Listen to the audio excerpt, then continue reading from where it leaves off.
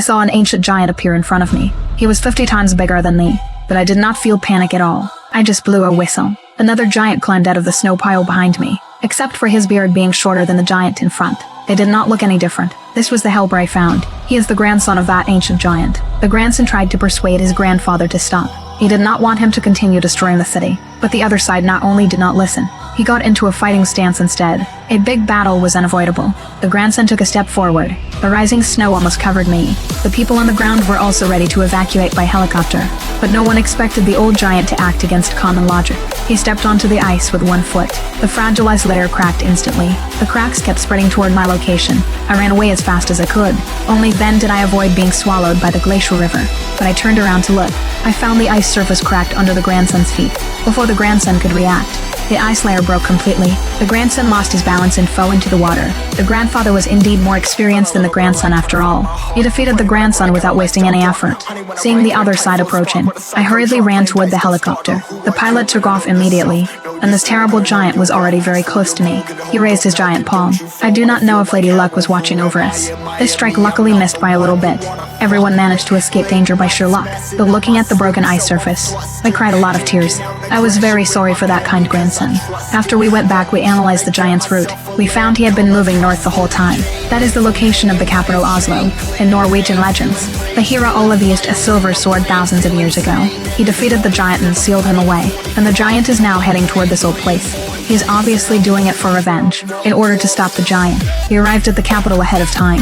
We came to the church where Olaf was buried. We hoped to find the method used to seal him back then. After we explained our purpose, the caretaker took us into Olaf's tomb. His hand was still holding that silver sword from back then. I searched carefully. I found a worn piece of parchment on his body. This matched perfectly with the other parchment that we found earlier at the giant fossil site. After we combined the two parchments, we translated the letter left by Olaf. It turned out the key was not the silver sword itself, but the holy water on the sword. Hearing the words holy water, I understood instantly. I remembered the most famous thing about this church is exactly the underground water that flows out endlessly here. I dipped my dagger into the water tank nearby. After getting water on it, I cut a piece of the fragment left by the giant. A magical thing happened. The stone was actually cut open. So this was Olaf's secret. The military immediately launched an operation. They transported a large amount of underground water out. They smeared the water on various weapons and ammunition. They enchanted these weapons into sharp tools that could hurt the giant. Everything was ready. All personnel waited in the city in full battle array. At night, the ancient giant appeared as expected. He approached the city step by step. His first target was the church. Everyone hurriedly rang the church bells. The sound of the bells made the giant feel a splitting headache. He covered his ears and roared. The army took the chance to open fire. The enchanted weapons hit the target one after another. The giant was beaten back again and again, but he endured the severe pain. He pulled up a willow tree and threw it at the bell tower like a javelin. The bell tower was destroyed on impact. The control from the bells failed right then. The giant strode forward. He quickly forced back the soldiers in front, but the soldiers still had a trick left. When the giant got close to the shore, the commander pressed a button. Instantly, dozens of water buckets exploded at the same time.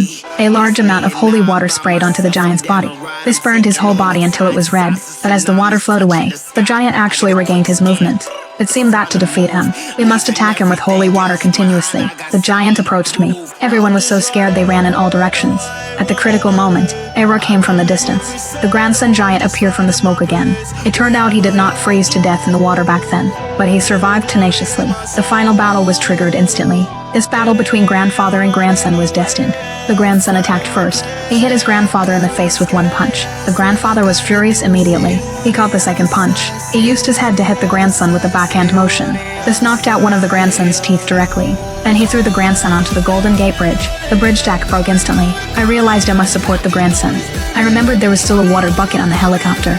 If we could throw the water bucket into the giant's mouth, we could let the holy water burn continuously inside his body. The commander flew the helicopter out immediately. My companion and I used shells to distract the giant. At this time, the grandson was already stepped on by his grandfather. The grandfather roared at the sky. He was declaring his victory. Just in this critical moment, a team member held the water bucket. He jumped directly down from the helicopter. Only in this way could we ensure the water bucket fell into the giant's mouth precisely. The plan succeeded. The inside of the giant's body began to burn violently. He could do nothing about it. The fire gradually spread to his whole body. Just when he was about to go completely crazy, the grandson delivered a violent strike. He took out his grandfather's heart directly. This great war was finally won with our cooperation. At the end of the story, the church was rebuilt. The damaged buildings were also repaired slowly. I returned home. I waved goodbye to the grandson giant in the distance.